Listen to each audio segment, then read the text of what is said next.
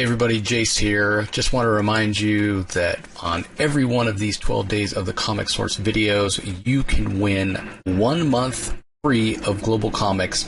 And on Christmas Day, we'll be giving away a free year of Global Comics.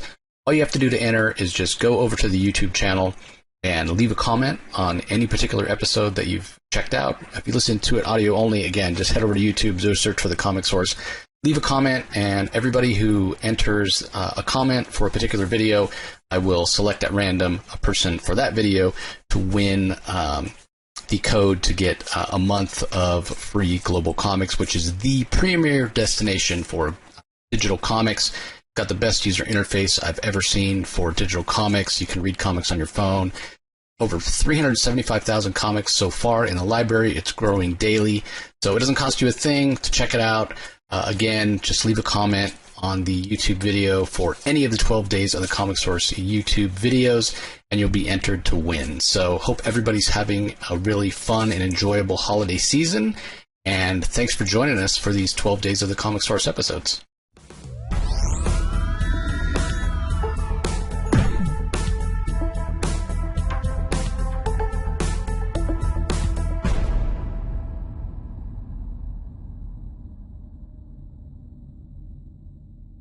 Hello, everybody, and welcome to another 12 Days of the Comic Source episode. Excited to talk to you about a project from Dark Horse today. I have the creator, the writer, the artist, Eric Drooker, joining me. Eric, thanks for taking the time. Hey, thanks for having me, Jace. Yeah, so I was just blown away by this project. It's so heartfelt, it's so emotional, and it feels like a very personal story as well. So it's called Naked City, everybody. It's a full-length graphic novel, and I'll throw it over to you, Eric. Give everybody the elevator pitch. Let them know what the story's about. It's about these three bohemians living on the edge of the city, and all three of them are more or less asking the same question, which is it possible for an artist to survive in the 21st century? It's an open question. Yeah, I say this all the time. I mean, obviously you have to make a living, right? Like you have to put food on the table so you can eat. Yep. But so often to me, it seems like business decisions are antithetical to creative decisions. They're almost extreme opposites. Like what's best for the art is not what's going to make the most money, unfortunately, in the day and age that we live in. And so, this is a modern story, and you're telling it in a modern setting, but this is an age-old question in a lot of ways, right? That's right. It goes back at least 30,000 years now since we were drawing cartoons on the walls of caves. Yeah, and it's really amazing. You mentioned the three kind of characters in the book that are struggling to answer this question. It starts off with Isabel, who's kind of on her own. Her mother was undocumented. There was some issues there, and her father's sick, and she goes to the city to sort of make it, if you will, to be a singer-songwriter, and we revisit her at various times in her career. But again, it's a very personal story, and she has her ups and downs. So I wonder, you're a visual artist, a comic book artist, a writer. What was your way into Isabel? With her being, more of the musical type artist. How did you find her voice? Well, she's based on a couple of close friends of mine. Most of the characters are composite characters, and including myself. I mean, even Isabel is largely autobiographical. But she was also inspired by a girlfriend I had years ago who hitchhiked across the country with her dog, half Doberman, half German Shepherd. So she was okay on her own. Yeah. But she hitchhiked all the way across the country, arrived in Philadelphia, and took over a building in West Philly, was squatting a building, and then invited her friends in to help her fix it up. She was there for a while. That's when I got to know her. And then there was another girlfriend who was just a musician who started out busking on the street, playing on subway platforms and places like that until she was discovered. Right. eventually she realized that she was being ripped off royally by her manager. But she's continuing to perform to this day. But she's kind of a universal story of artists who's, yeah, as you say, trying to make a living from their art, which I really don't see happening too much now with younger artists. Nor would I recommend it now. I say, no, keep your day job. Right. Definitely hang on to that day job, because I know so many artists, brilliant writers and musicians, dancers, but very few of them are able to pay the rent and utilities, and not to mention food, from art sales or from what people are paying them to play their music. You know, with Spotify and music streaming, that kind of did it for musicians. The musicians I know who are making a living from it are really doing it from touring. They're constantly performing live. Mm-hmm. They're simply not able to make a living just selling CD. Well, CD, do they even still make CDs? From royalties from streaming music, which I hear with, you make pennies each year. But this all goes into the mix for a story about just the struggling artists. Beyond that, it's really a struggle that just workers. Workers need to make a living, need to pay rent, need to pay for food. And artists are just workers. We like to kid ourselves into thinking that we're somehow the elite, or we speak somehow for the other workers, or artists are the antennae of the culture. And although that may be true in some ways, we tend to be for sensitive people some of the time. But at the end of the day, we have to, we're expected to pay the utility bills and all of these same things, just like everybody else. And needless to say, all workers are struggling now in the 21st century. Whether they call themselves working class or middle class, we're all having a pretty rough time making ends meet. And in that regard, this is a universal story about people who are trying to make ends meet. One of them is a painter. One of them is a singer-songwriter, or trying to be. And one of them is a street dancer. Yeah, you're 100% correct. It's so much wealth in the hands of the very few, and the so-called American dream isn't what it used to be. And the other flip side of this is when we see some of the artists in the story have success, it's like, what compromises do you make from that? And we can extrapolate that out, even talking about, somebody who's just, a worker or whatever. You invent a widget that comes along, in the right place at the right time. And then you're one of the few that has the wealth. What are your, obligations, and what compromises are you having to make? It's almost like a situation with Isabel in the story where it's like, be careful what you wish for, because then you're not recognizable. You don't have control over your own art anymore. And that's something, that's a trap you can fall into as well, right? Yes, in that regard, Jace, this is a cautionary tale. Right. Because when Isabel does finally achieve some success, it happens very suddenly, and she becomes so successful, that is, economically successful, that it's utterly disorienting to her. I mean, she's still quite young. How old is she? Do I even say? No, I don't think so. It couldn't be more than 18 or 19 when she hitchhikes to the big city, shortly after her father dies of I don't call it COVID in the story. It's just vague. Right. It's the plague. Mm-hmm. He gets sick. He has a really bad cough, has a high fever. And his boss tells him, hey, if you expect to keep your job, you better show up for work the next day. And then a few days later, he's gone. So there's nothing really left holding her there at home in Detroit. And she hitchhikes to the big city. And within a few months, she's discovered and is so is so becomes such a big time box office hit, playing at these increasingly larger concert venues, Radio City, and then bigger and bigger. And then she records an album, and then her second album comes out, and she's living on the on one of these high rise buildings in Midtown Manhattan. You realize after a while she's all alone. She doesn't really have any contacts. She knows a few people, but she's so busy. She's being worked so hard by her manager that she doesn't really have time for a social life. And although she has so much money all of a sudden, it doesn't seem to. Not only isn't it making her happy, it doesn't even seem to help. It's not giving her any leisure time, and it's not helping her with the art. The artwork seems to be more and more prefab.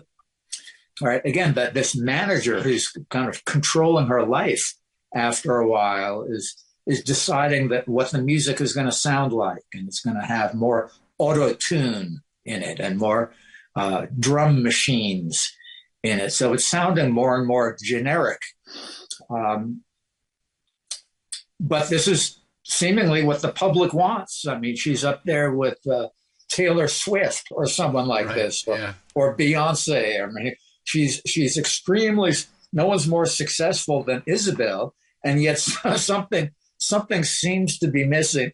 Something seems to have gone terribly wrong, but she can't really put her finger on what it is. I mean, she came to the big city and she's made it. Isn't this just what she always wanted?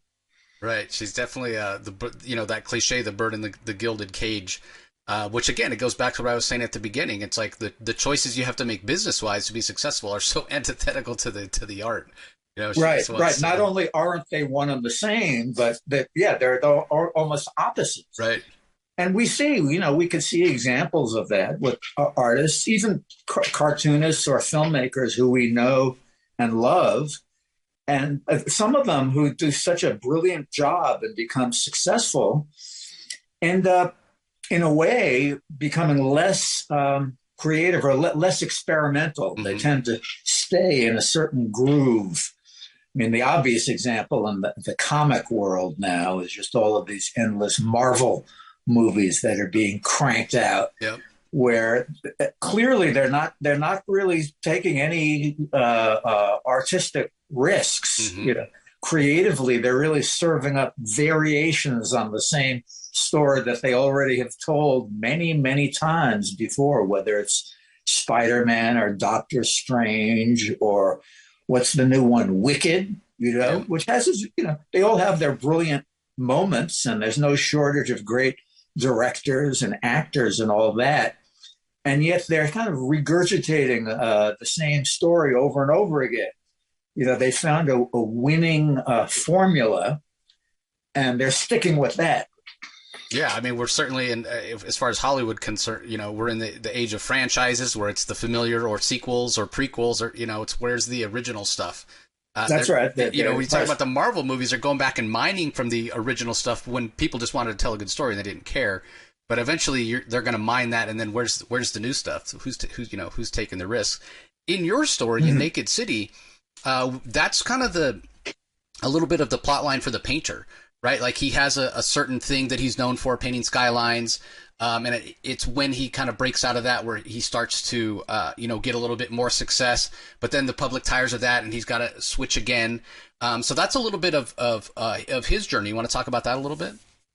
In a way, the painter's journey is parallel to Isabel, the musician's journey, although he's a good bit older than she is, and of course, she encounters him when she's desperate towards the beginning. She's not able to pay the rent. She hasn't been making money really to speak of her music beyond just passing the hat around. So she takes a job posing for this artist as an artist model, a nude model. And she gets paid fairly well for that, better than any of the other gigs she's been taking. And the painter seems pretty cool. At first, she's a little, her guard is up, when the first time she meets him. But he seems totally benign, and he seems sincere. He's shifting over from painting skylines and cityscapes. That's what he's famous for. He's painting images of the metropolis where he grew up. And of course, the painter is obviously the most autobiographical character in there. Even to this day, I still am doing a lot of paintings of the city. And I make most of my living is made from the New Yorker magazine, for heaven's sakes, which is usually images of New York City. Right, yeah. Where I'm successful, but I'm just doing variations on different aspects of the city. Just last week, my most recent New Yorker cover was of Santa Claus. It's a seasonal cover, right? But he's coming out of the subway station. He's like walking up the steps of the IRT, right? So it always has a city theme, and I'm always trying to put a little spin on the ball. But in a way, these are variations on a theme, because this is where my bread is buttered, So in the story, the painter he's successful painting the city, images of the city. He has a feel for it. He was born and raised in the metropolis, but he's grown tired of it. He wants something that he could, something with a little more flesh and blood.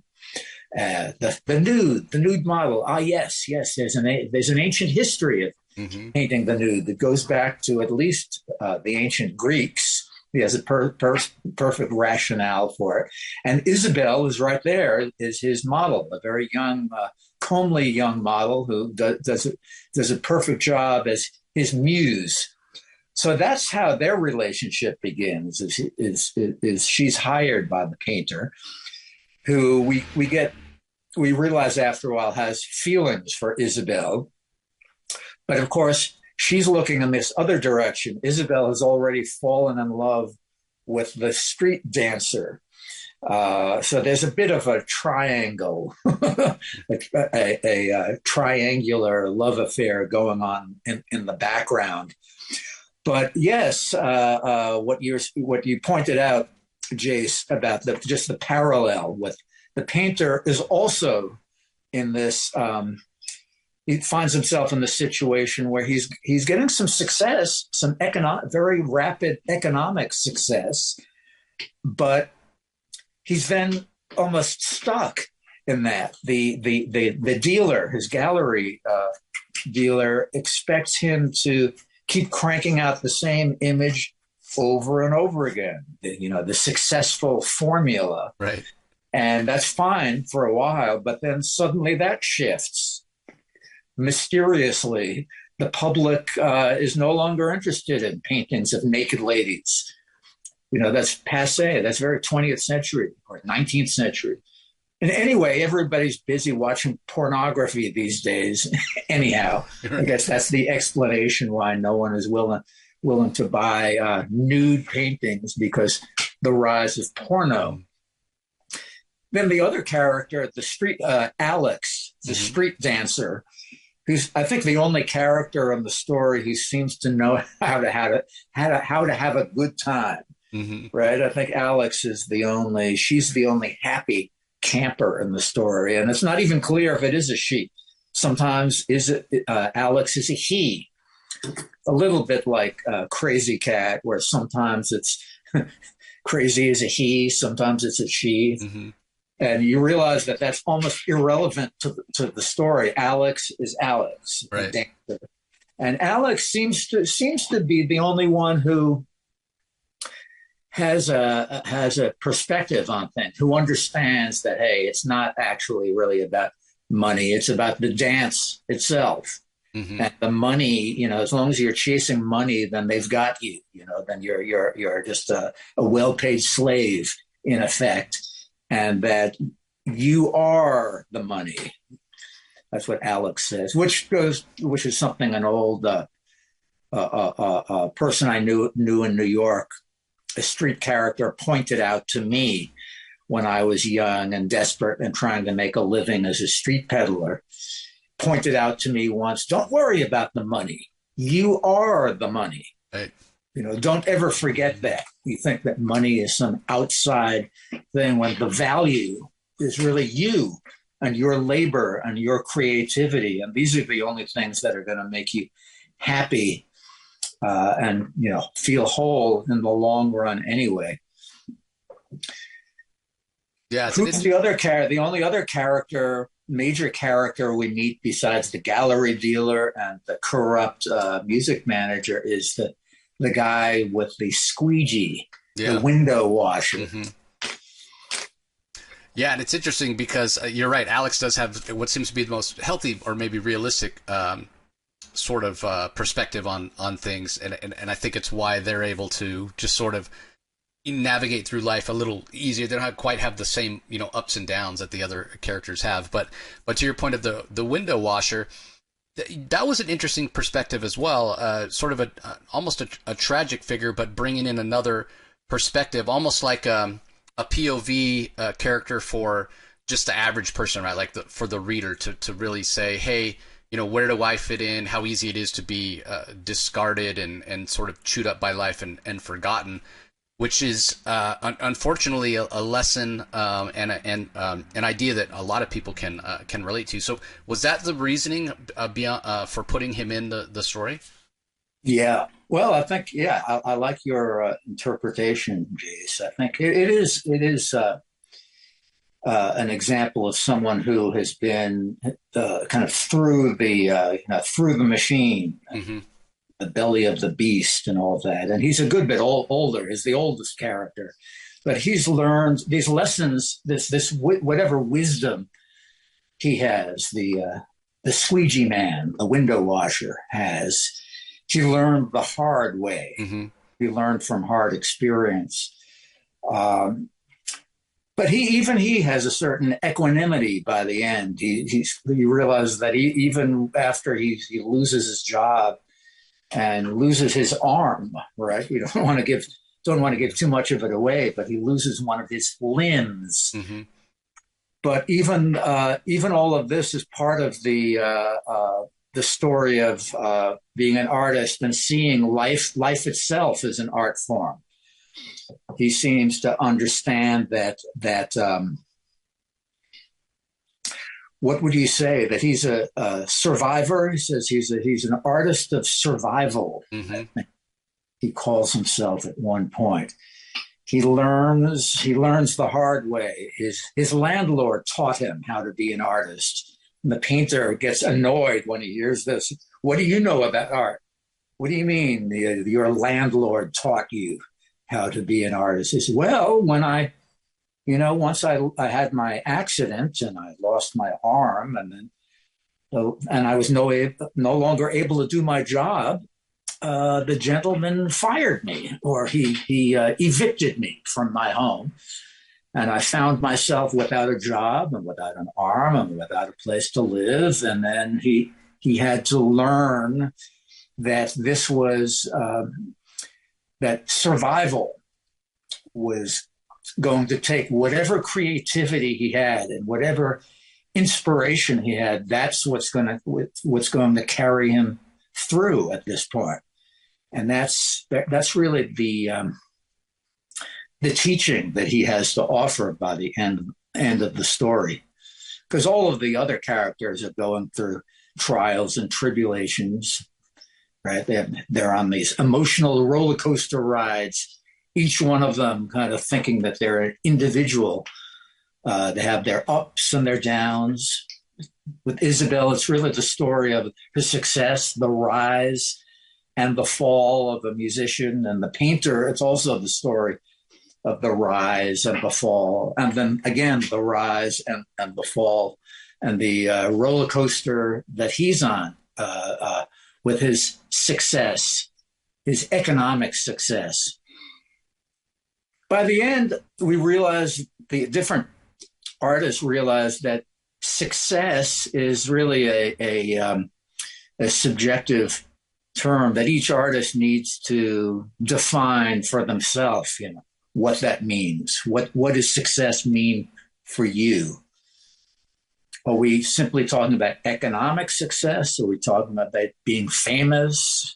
Are we, what are we talking about here? And it varies from person to person, doesn't it? Yeah, it certainly does. And I again, there's a lot that you can bring to this as a reader, everybody, your own life experiences. And, for me, what I took from it in the end, which is a very powerful scene, and we're going to talk a little bit about the art here in a second. But for me, it was like, regardless of if you're an artist or you're an auto mechanic or you're a chef or whatever you do, to me, success is connection, right? Whether that's your family, your friends, we all got to get through this thing together. And to me, that was really where it came from.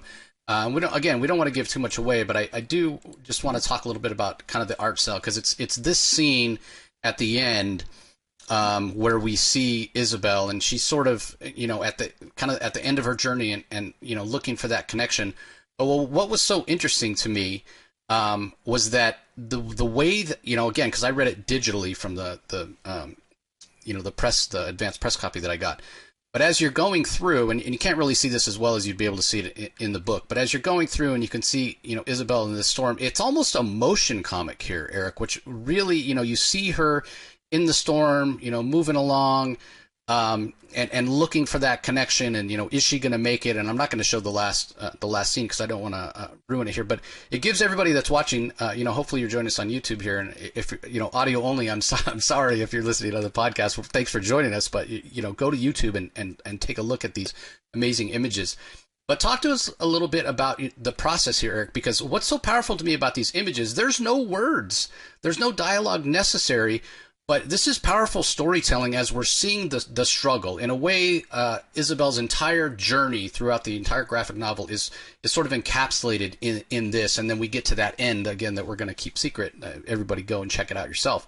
But talk a little bit about your process and how you set this up in terms of, hey, this is, the story that I want to tell. Again, starting with this beautiful image of the bench that she's staring at that's empty. And then we just see the storm come up, and she's fighting against it, and the struggle. So yes, well, in lieu of words, by these final pages, I decided that any words would be superfluous and more powerful if it was just pantomime. So it's really all in the body language and in the gesture from frame to frame.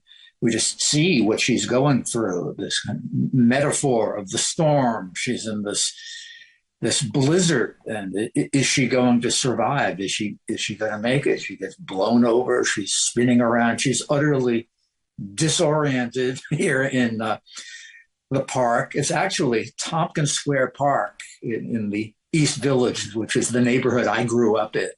So I made sure that Tompkins Square Park played a prominent role as a venue in the story. We passed through the park in the middle of the story on a bright spring day, and then in the very end, she winds up on the Lower East Side here in the snowstorm. But the final chapter is really silent.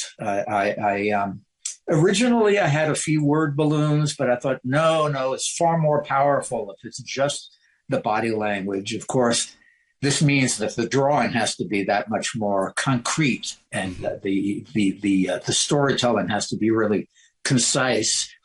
But this is something that I had done in the past. But the first couple of graphic novels I did over the years were purely graphic.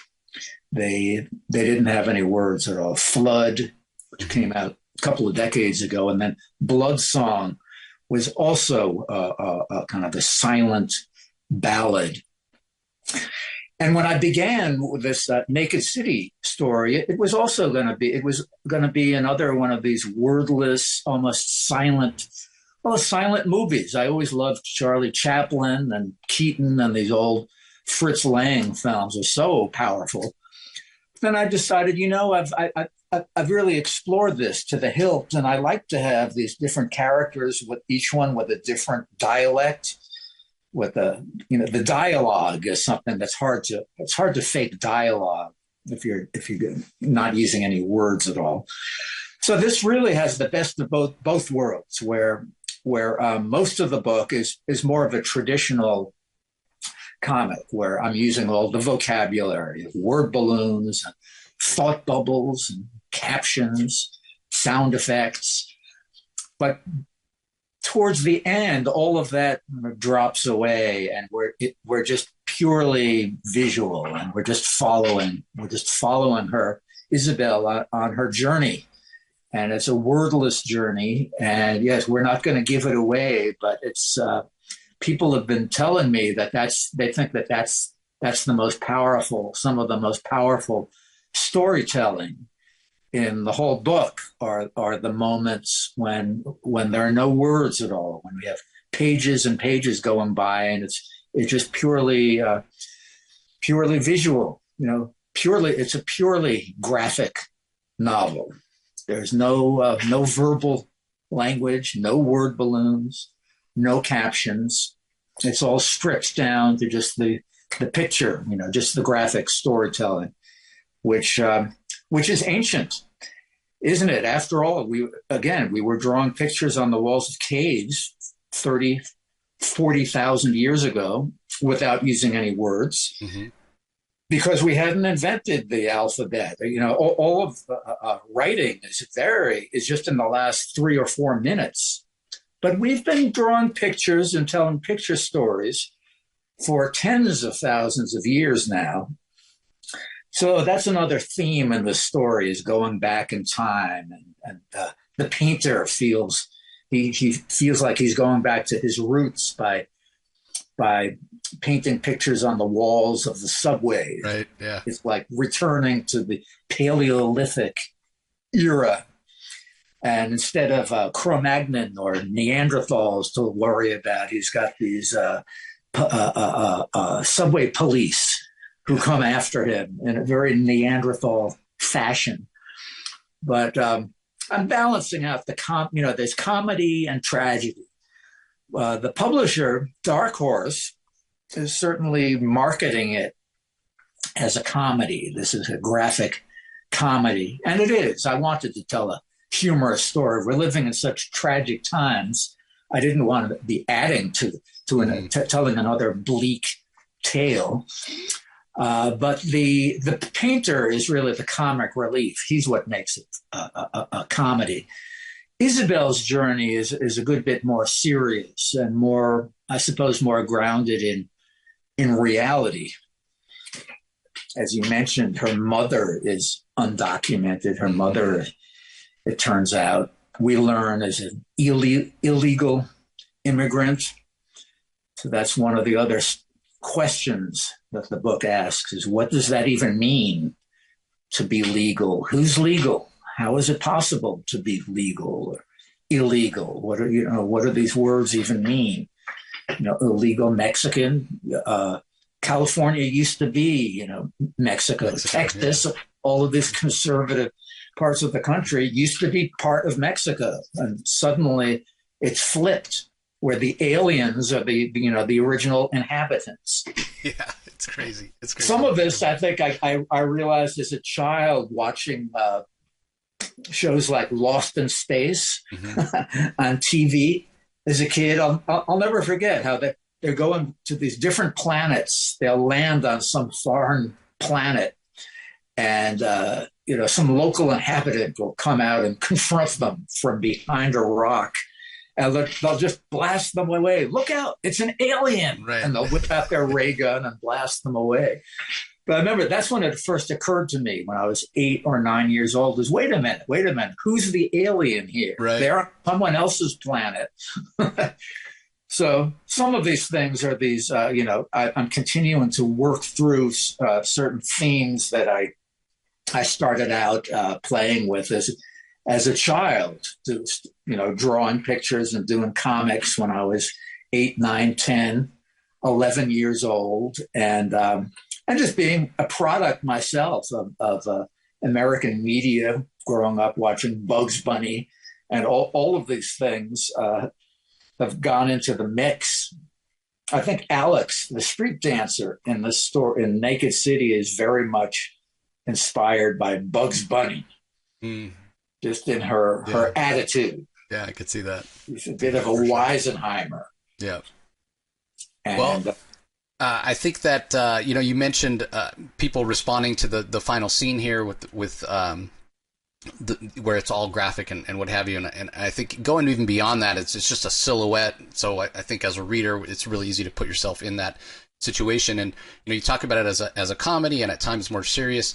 It does end on a hopeful note, though. I want to let everybody know, and I really encourage people to pick it up and check it out. It's a powerful story. It's a funny story at times.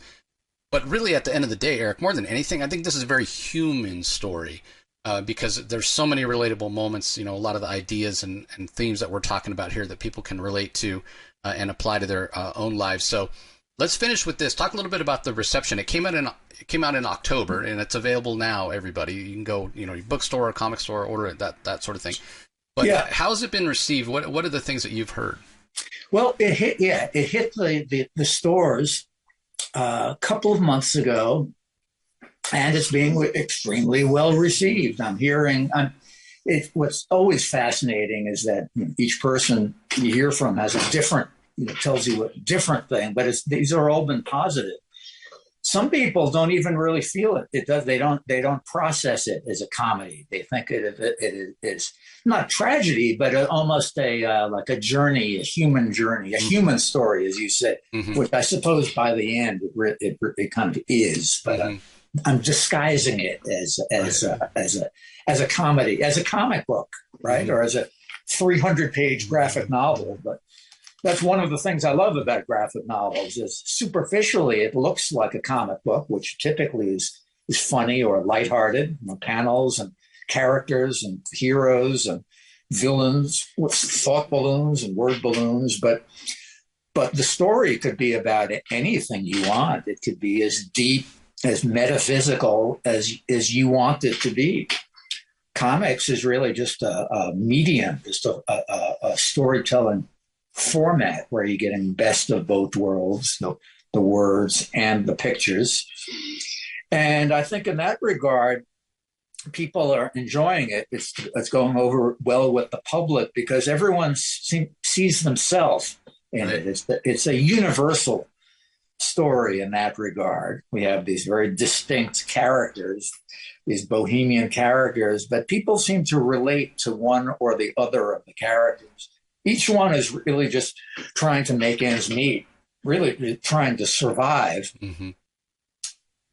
But not just economic. It's not just survival in terms of paying the rent and paying food. They're trying to survive as their souls, keeping their souls intact as humans. That's that turns out that's not such an easy thing, right? As we get older and decades go by, I think, well, I'm still here, I'm still surviving, but if we feel like something's missing, well, maybe we're not really surviving, or we've allowed a part of ourselves to die, or the culture, society itself is killing off one part of our personality just so that another part can survive, and these are, I would say, are urgent questions, especially nowadays. And I think for people who are, we're in a kind of a frightening period, a turning point in history, and yet this story has had kind of a long view, and it shows how but there have been many, many other frightening, dangerous moments in history. And one of the ways that people got through it was through using their imaginations, their creativity, and how the arts and even humor, comedy, isn't really that funny. Humor is a survival mechanism for different. If you look at which ethnic groups particularly have raised comedy to a high art form, like African Americans, Jewish people, the Irish, you realize that comedy is really a way of survival, a way of looking at a tragic situation, but looking at it from a different angle, a little bit more of a creative angle. Yeah, it's a fascinating point. You're not wrong. So, Eric, well, I love the graphic novel. I highly recommend it. Everybody go and check it out. I'll put a link in the show notes where you can go to Dark Source website and check it out. And if anybody wants to follow your work, Eric, do you have a presence online? Whether like website, I do. social Well, media? it's mainly the if you go to my website, drooker.com, you could see I got a lot of sneak previews of Naked City. You could see what the art looks like. I think I put the first 5 or 6 pages up there. But you could also see all of the New Yorker covers I've done through the years. I just did the number 41 last week down of the subway station. You could just see a lot of the images may look familiar to you because you may have seen them on street posters and CD covers over the years. So that would be the best place to look is just my website, my last name, Drooker with a D, Drooker.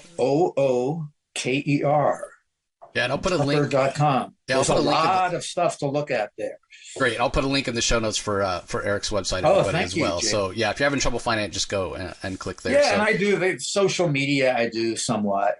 Instagram I like because it's all about images. Images, right? I could just keep uploading those images every couple of days, and there's always something fresh to look at. Yeah, fantastic. Well, I'll put a link again to the website as well as the Instagram in the show notes, everybody. So you can go and click there. So, Eric, again, I loved it. It was fantastic. Highly recommended, everybody. And thanks for taking the time to join me and talk about. No, thank you, Jace. I appreciate that. I feel like we kind of got into the subject matter with some depth. Yeah. I appreciate that. Yeah, love doing that. So. Eric and I want to wish everybody a healthy and happy holiday season as well. We really appreciate you joining us today, and we'll talk to you next time. Yeah, and these shortest days of the year. Exactly. I say all power to the imagination. If anything's going to save us, it's our imaginations. We got to start using our imaginations full time. Yeah, I agree. That's a great sentiment to end on. So again, thanks everyone for joining us.